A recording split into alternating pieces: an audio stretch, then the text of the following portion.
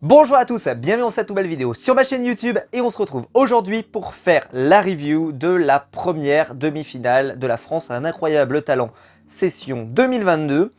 Je voulais dire que j'étais, et je le dis, je fais un mea culpa quand même, j'étais très pessimiste au moment de lancer la diffusion de cet épisode et cette demi-finale, car vu les numéros qui avaient été sélectionnés, en tout cas qui étaient passés, je me suis dit qu'on allait avoir une demi-finale assez faible. Alors on verra si peut-être dans la deuxième c'est encore plus marqué.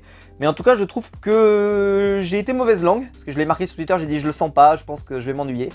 Au final j'ai passé plutôt une bonne soirée. Elle est passée de façon très agréable. Sans forcément avoir des numéros masterclass. Mais dans l'ensemble, on a eu des numéros très satisfaisants. Même si au final je trouve que les numéros qui méritaient de se qualifier, il y en avait pour moi seulement 5 sur l'ensemble de la soirée. Donc en réalité le suspense il n'y en avait pas énormément. Et je vous en reparlerai parce qu'il y avait un numéro qui a été particulièrement critiqué et je suis un petit peu déçu. Ceci étant, j'ai passé une bonne soirée. Et donc voilà, je vais pas rager, je vais pas gueuler pour une fois. Hein, pour une fois un numéro un peu calme, c'est bien. Alors on y va. On commence avec donc la présentation du concept. Alors ils nous ont fait un truc là.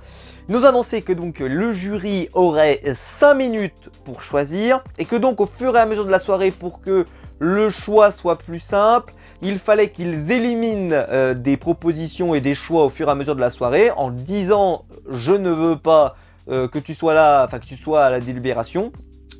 Je trouve que, je sais pas, que avez-vous pensé de cette règle, ce gimmick nouveau pour l'émission? Je trouve que ça n'apporte strictement rien. Il crée une sorte de sentiment d'urgence, mais en réalité, c'est rare qu'ils parlementent pendant extrêmement longtemps pendant la demi-finale. Donc moi j'ai pas souvenir de situations où c'était particulièrement coriace de pouvoir choisir. Donc il y a un peu un sentiment de nous dire que attention, voilà, soyez malin dans ce que vous dites, etc. Ouais, j'ai pas trouvé que c'était hyper intéressant. Stratégiquement, je trouve que ça n'apporte rien au jeu. Et même pour nous, visuellement, je trouve pas qu'il y avait ce sentiment d'urgence. Et puis même, j'ai envie de dire que c'est presque contre-productif, parce que ça donne l'idée que, allez hop, en 5 minutes, il faut vraiment qu'on ait décidé, parce que voilà, il faut qu'on se positionne, et peut-être qu'ils feront une erreur, vu qu'ils font que 5 minutes, je sais pas. Je trouve que ça n'a pas grand intérêt, peut-être que c'est dans l'édition américaine. J'aimerais bien savoir si vraiment dans l'édition américaine ça a apporté quelque chose au programme. En tout cas moi je dirais que ça n'avait aucun intérêt. Peut-être juste de faire que Karine Le Marchand sait faire un décompte de 5 minutes à 1 minute, bravo, mais évidemment j'ai pas trouvé ça très intéressant. Alors vous le savez, il y a évidemment les membres du jury plus un invité spécial. La semaine prochaine, ça sera André Manoukian. Moi, je suis pas hyper fan d'André Manoukian, je vous le dis tout de suite. J'ai jamais aimé la nouvelle star. Bon, je pense qu'ils doivent se dire, ça va être sympa. On va refaire le binôme avec Marianne James. Honnêtement, personnellement, je n'allumerai pas ma télé pour voir ça. Bien sûr, je vais regarder l'épisode, hein, mais franchement, ça me donne pas particulièrement envie. Ceci étant, par contre, Kian Kolangi qui était là, donc bien évidemment le comédien et créateur de Bref, qui et quelqu'un que j'aime énormément, que je respecte énormément dans le milieu. Et il faut le savoir, c'est quelqu'un qui et je trouve un peu touche à tout. Voilà, il a un travail du rythme, un travail de l'humour, un travail de la musique aussi. La musique est très très importante dans Bref. Donc je pense que voilà, c'était un bon choix. Il avait un peu de promo à faire. Je ne savais pas qu'il avait de la promo, mais il avait un peu de promo à faire. Donc c'était très bien et j'étais très content de le voir lors de cette soirée. Et donc il a un Golden Buzz, évidemment, on en reparlera. Alors, ça a commencé avec un numéro de danse collectif, avec un tableau qui fut absolument magnifique. Et c'est là que je trouve que pour nous, téléspectateurs, quand on a la caméra aérienne, la caméra du dessus, plus les caméras sur les côtés, franchement, on s'est régalé. C'était absolument sublime. Moi, personnellement, j'ai adoré. Il y avait un côté très tambour africain, j'ai trouvé de mon côté. C'était sublime, c'était hyper synchro, c'était véritablement hyper précis.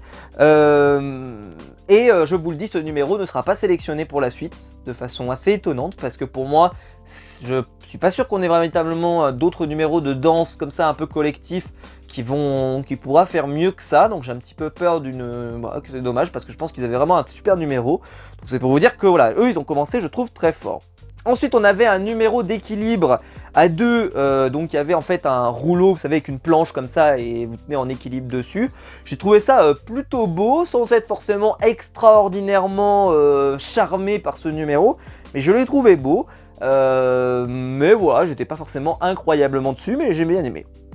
Ensuite, on a eu du chant avec Auria qui est venue et qui a mis une claque à tout le monde. Alors, elle a chanté une chanson qui est, je crois, redevenue populaire avec la série Stranger Things. Mais moi, elle me parle énormément, mais pas pour la série Stranger Things, c'est évidemment pour la promo, la vidéo promo que j'ai regardée pendant des années, plusieurs fois, de WrestleMania 26 entre Shawn Michaels et l'Undertaker, où il y a cette chanson derrière qui est en fond en fait, où Shawn Michaels dit que justement si elle ne peut pas battre l'Undertaker, I don't have no career, par exemple. Bah, voilà, je l'ai partagé sur mon Twitter si vous voulez aller voir la vidéo. Elle est vraiment iconique pour ma génération et la génération NT1. En tout cas, c'était absolument sublime. Je me suis demandé s'il allait avoir le Golden Buzz. J'ai été surpris qu'il sorte pas là. Je m'attendais qu'il sorte, mais non. Ça n'a pas été le cas. Mais bon, voilà, on en reparlera après. Et là, l'incompréhension pour ma part, le scandale avec le magicien Barman. Et là, j'ai vraiment besoin de votre avis dessus, parce que pour moi, alors oui, il a quelques moments où il lâche des choses, mais le tour en lui-même, il est réussi ou pas? J'ai trouvé que le numéro était extrêmement réussi pour ma part. Je trouvais ça hyper je les ai trouvés très très durs. Alors, il y a, parce que les manipulations, elles sont toujours hyper réussies. Il y a juste des moments où quand il repose, il fait tomber quelque chose.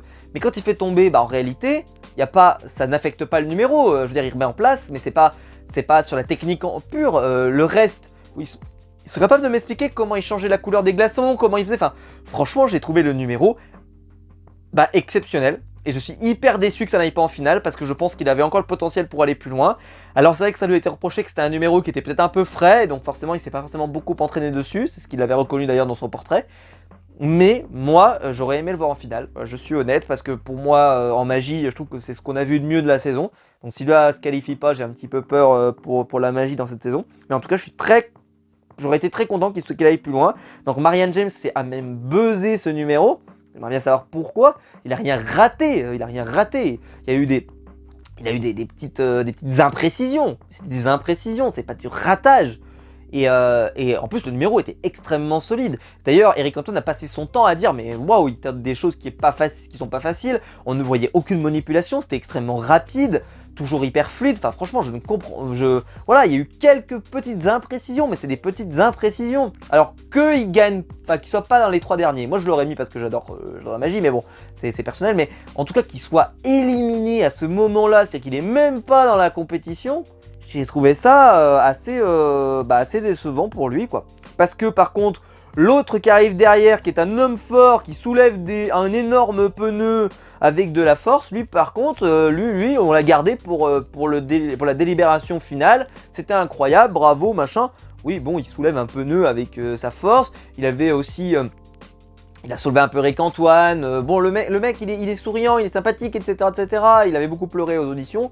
Mais voilà, je ne suis pas non plus hyper emballé par les prestations qu'il a pu proposer, en tout cas de mon côté. Après, peut-être que vous avez beaucoup aimé, mais moi, j'ai pas non plus super accroché. Ensuite, le numéro où je pense qu'on va avoir un peu de polémique aussi, c'est le numéro, donc parce qu'il a été qualifié pour la finale, on en verra tout à l'heure, c'est le numéro des drones. Alors, parce que j'ai trouvé qu'à la télé, ça rendait absolument pas bien. Je me suis beaucoup ennuyé dans ce numéro, vraiment, mais solidement, hein. J'étais ennuyé, Marianne James s'est même mis à pleurer, et j'aimerais bien comprendre qu'est-ce qu'il a fait pleurer là-dedans, véritablement, parce que moi, ça ne m'a rien fait. Mais quand je dis rien, c'est je suis passé complètement à côté. Et je pense que là, c'est une question de perception. C'est-à-dire que quand vous étiez dans la salle, probablement que ça rendait mieux. Mais alors, peut-être que vous, ça vous a plu, dites-moi dans les commentaires, ça m'intéresse. Mais de mon côté, je me suis particulièrement ennuyé. Mais vraiment, hein, ennuyé au point de me dire, mais il se passe pas grand-chose, c'est pas très intéressant, on ne voit pas grand-chose. C'était mal filmé, peut-être aussi, ça n'aide pas. Mais peut-être que c'est un numéro qui, de base, se filme plutôt moyennement. Et je crois que j'avais fait la remarque d'ailleurs, quand le numéro avait été diffusé en disant que c'était pas tout à fait... on n'avait pas la même impression que les membres du jury. Bah là, je trouve que c'était particulièrement criant parce que j'ai rien ressenti de particulier. Donc là, je pense que c'est un numéro qui est très compliqué pour la télé. Ensuite, vous aviez Jean-Michel, l'humoriste canadien, qui est revenu avec son PowerPoint. Et là, alors là, j'ai failli tomber de ma chaise, bon, on en reparlera tout à l'heure. Ce numéro, alors le jury a été dithyrambique, disant que c'est probablement le meilleur sketch qu'ils ont vu dans Incroyable Talent. Et dans la discussion finale, Éric Antoine va proposer plusieurs fois le prénom de Jean-Michel en disant que on n'a jamais eu d'humoriste en finale. Alors il oublie Laura Lone qui est quand même humoriste quand même, mais bon voilà. Et que c'est un vrai humoriste et que il a vraiment du talent incroyable, machin. Ah, franchement, si lui il a du talent incroyable, je rappelle que c'est incroyable talent, c'est-à-dire que c'est un talent pardon, exceptionnel, extraordinaire, justement qui sort de l'ordinaire. Des humoristes qui savent faire deux vannes qui sont quand même globalement satisfaisantes avec leur style, donc là c'est un PowerPoint mais ça pourrait être n'importe quoi, il y en a quand même énormément en France, donc un incroyable talent. J'ai été assez surpris que son nom soit autant glorifié. En plus j'ai trouvé que ce sketch était moins bon que le premier. Il n'était pas extraordinaire, il y avait des vannes sympas, hein, attention, hein, c'était pas nul, mais on est très loin d'une masterclass et d'un des meilleurs sketchs que j'ai vu de ma vie. Non, on n'y est pas du tout. Je veux dire, je peux vous citer au moins entre 50 et 100 sketchs de On ne demande qu'à en rire qui sont à des années-lumière de la qualité qu'on a pu avoir hier soir. Que ça soit en termes de mise en scène, que ça soit en tant que jeu de comédien, etc., etc. Je veux dire, la liste, je peux vous faire quasiment tous les sketchs d'Olivier de Benoît sont meilleurs, les sketchs d'Arnaud de sa mère, de Jérémy Ferrari, je veux dire, la liste peut être très rapidement remplie, des Florent Père qui faisaient des sketchs extraordinaires à ce moment-là. Donc, je me permets quand même de dire voilà, que c'était, oui, évidemment, c'était pas nul, hein, il a pas raté son passage, mais au point, alors qu'ils ont été hyper durs avec le magicien, j'ai trouvé que là, ils ont été particulièrement charmés pour une prestation, et donc j'ai même eu peur parce que Kian a été particulièrement enjoué en disant même que c'était incroyable et tout, et je me suis dit putain, il va le Golden Buzz, mais non, ça viendra après. Mais franchement, j'ai été très surpris. Je trouve que c'est un numéro qui est particulièrement surcoté de mon côté. Donc voilà, c'est mon avis. Ensuite, le binôme de danseurs de salsa, Oscar, et l'autre s'appelle Stéphanie. Vous le savez, c'est le numéro avec un transgenre et l'autre il est homosexuel. Je trouve qu'ils ont fait une performance... alors, elle m'a moins fait l'effet wow que aux auditions, parce qu'aux auditions je trouvais que ça allait hyper vite, c'était pam pam pam pam pam pam pam pam pam, on était comme des dingues, enfin je veux dire franchement je savais pas où poser, tellement ça allait vite, tu sais, j'avais l'impression qu'il fallait pas cligner des yeux, t'avais pas le droit quoi.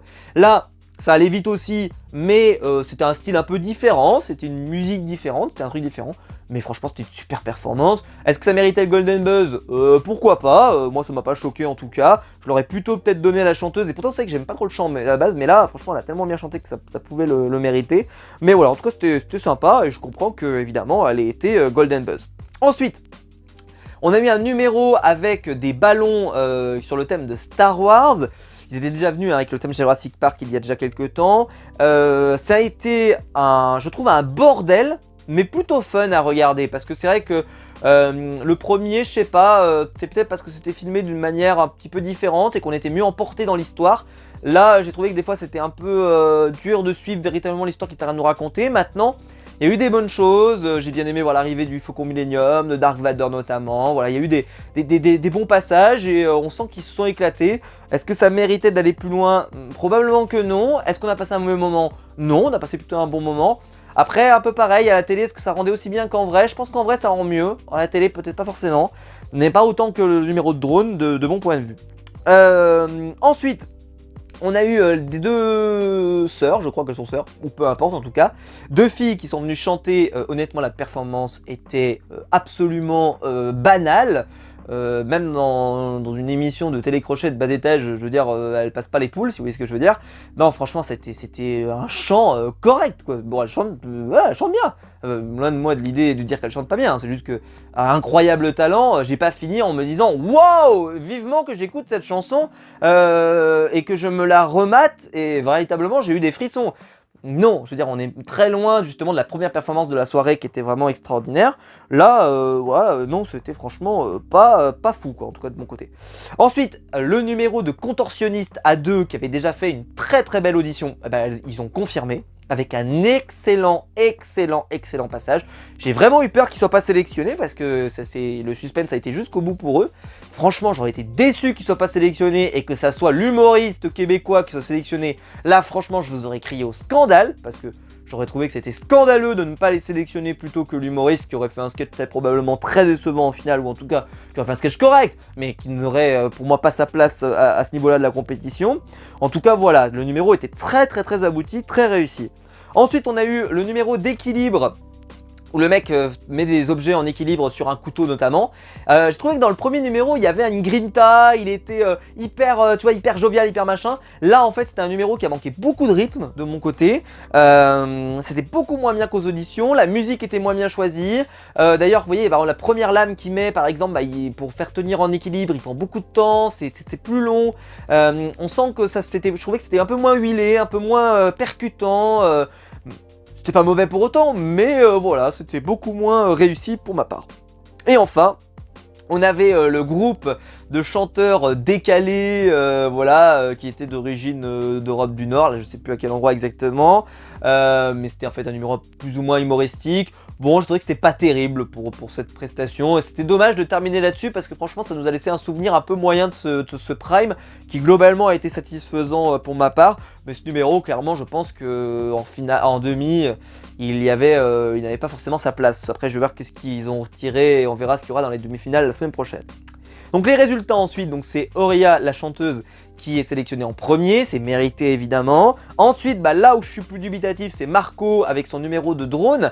Ceci étant, je pense que évidemment c'est une question de perception, le jury je pense c'est plus régalé que nous, mais dites-moi dans les commentaires si vous êtes vraiment régalé, parce que moi j'ai eu l'impression vraiment de pas être à la fête, entre guillemets. Vous savez, c'est comme si en fait il y avait un truc qui se passait, mais que vous étiez un peu extérieur, et ça m'a fait ressentir un peu ça, ce qui est dommage. Et enfin, le duo désarticulé avec ce couple extraordinaire. Heureusement que ce sont eux. Je peux vous dire franchement, je les ai prononcé le nom de Jean-Michel un certain nombre de fois, en particulier Eric-Antoine. J'ai vraiment flippé, je me suis dit franchement ils vont nous mettre l'humoriste plutôt que ce numéro là en finale, mais je serais tombé de ma chaise. Pour le numéro de magie, je suis déçu, j'aurais aimé qu'il aille plus loin parce que je pense vraiment qu'il y avait le potentiel, on sentait qu'il y avait vraiment un style affirmé. J'aurais aimé le voir en finale parce que je pense qu'il en avait encore à nous montrer, parce que je trouve que ces numéros sont hyper fluides, il y met de l'énergie, c'est cool, voilà, peut-être que je le juge peut-être trop sympathiquement, c'est possible, mais en tout cas j'ai trouvé qu'il avait assuré, même s'il y avait eu quelques petites maladresses, mais franchement on verra bien ce qu'ils vont dire quand il y aura le gamin par exemple notamment qui faisait de la magie, pour moi qui va être plus faible que ça, et ça se trouve ça va passer en finale si vous voyez ce que je veux dire, donc à voir.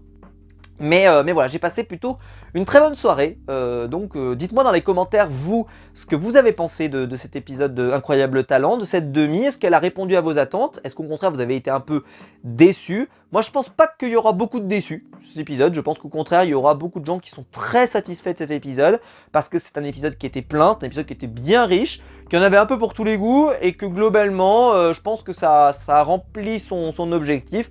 Et pour autant, quand ça a commencé, j'étais vraiment en train de me dire, je pense que ça va pas être terrible. Enfin voilà, j'espère que la vidéo vous aura plu. En tout cas, dites-moi dans les commentaires, véritablement surtout sur le numéro du drone et le numéro du magicien. Ça m'intéresse beaucoup de savoir ce que vous en avez pensé. Parce que voilà, je pense que là-dessus, je suis pas forcément toujours peut-être parole d'évangile. Donc n'hésitez pas à compléter votre avis en commentaire, ou si vous étiez sur place, encore mieux.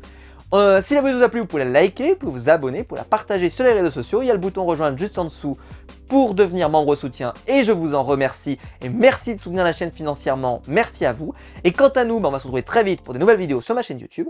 Ciao!